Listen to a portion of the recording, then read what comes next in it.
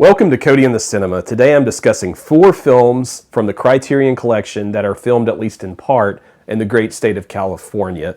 And the first one is one that I went to Death Valley a few Christmases ago. Just a beautiful place, and they had little wild burros running around.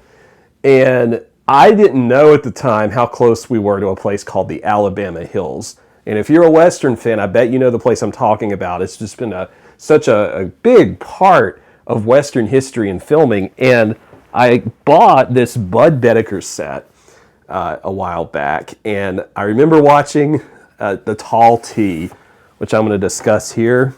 And I was like, wait a minute. Is that the Alabama Hills? And sure enough, and it's one of the movies in this set.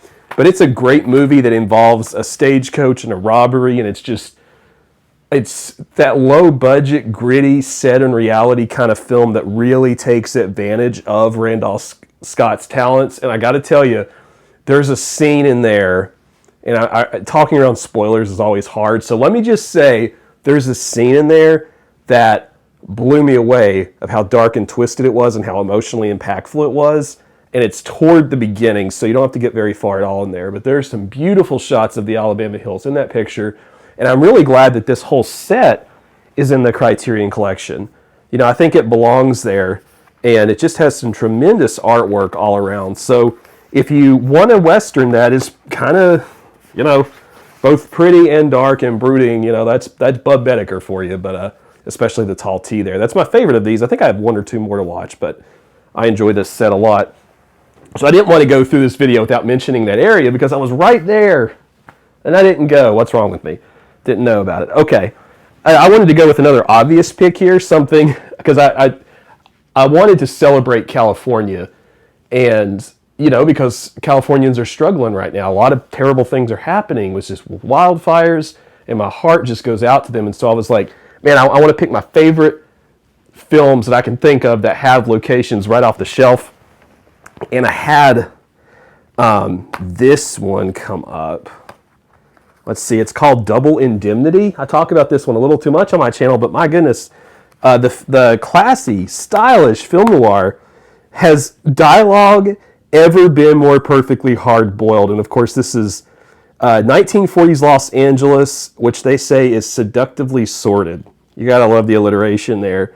Film noir fatalism of the pulp novel, it says. And of course, if you have never seen my friend Phyllis, Barbara Stanwyck's character.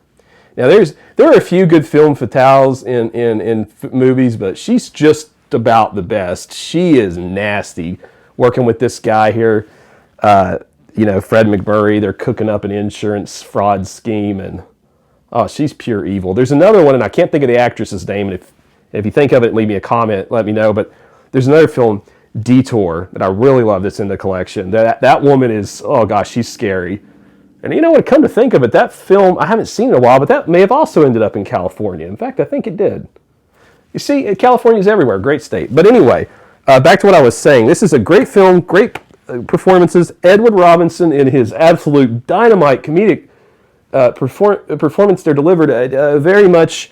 There's a John Ford film that I reviewed a while back where he's a comedic talent in that as well. This is a beautiful film, and the 4K transfer of this is amazing, much like another 4K transfer that I've seen. And I love the cover art on this one. Purple, Moonlight, Joan Crawford, Mildred Pierce. Oh yeah, there's all kinds of different.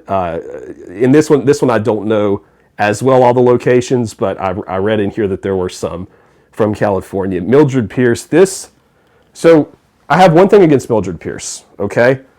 Joan Crawford did beat out, I think, Gene Tierney's performance in Leave Her to Heaven, and that's one of my favorite films ever. But outside of that, which is also in the Criterion Collection, outside of that, this is a great film about a mother who has to go and pick herself up after kind of a disappointing divorce and some things in her personal life.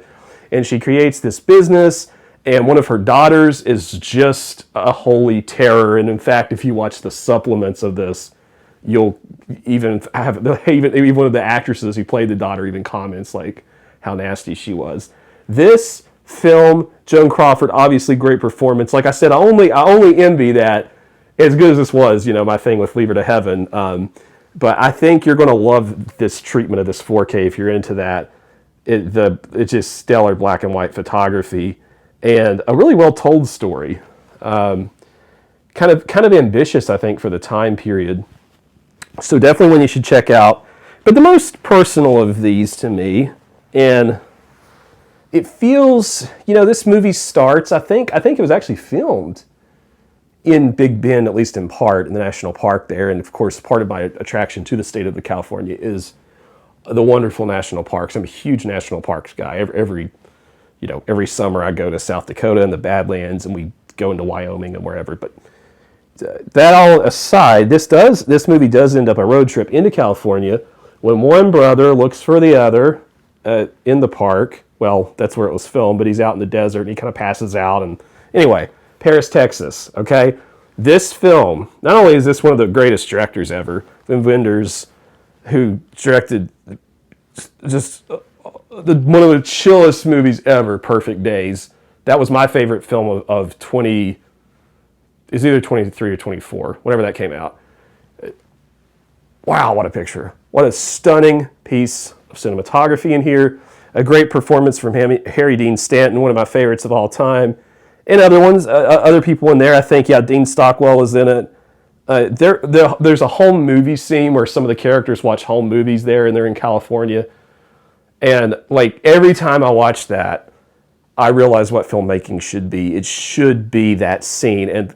And you've probably at some point will or have heard about the mirrors scene in Paris, Texas. The best scene in Mirrors, period, and Criterion. In fact, the only thing I can think that even comes close to rivaling it is the Macbeth scene with Polanski's picture, and that's a great mirror scene. But this film it's a slow-moving, and I'm glad it's slow-moving, masterclass in filmmaking, and it's so difficult not to walk away from it emotionally changed. This film has some of that Yasujiro Ozu power, and of course, Wenders was a student and is a student of Ozu's great filmography. In fact, I think one time he sat down and watched all of it on a limited little machine, like a computer or something. I don't know, there's a story behind that, but what a phenomenal picture. And I don't have the 4K of this, and if you all have it and want to let me know your thoughts on it, I'd be glad to consider checking it out, because I do love Paris, Texas so much, and this director. I think about California as a national parks lover and as a film lover. What a great state.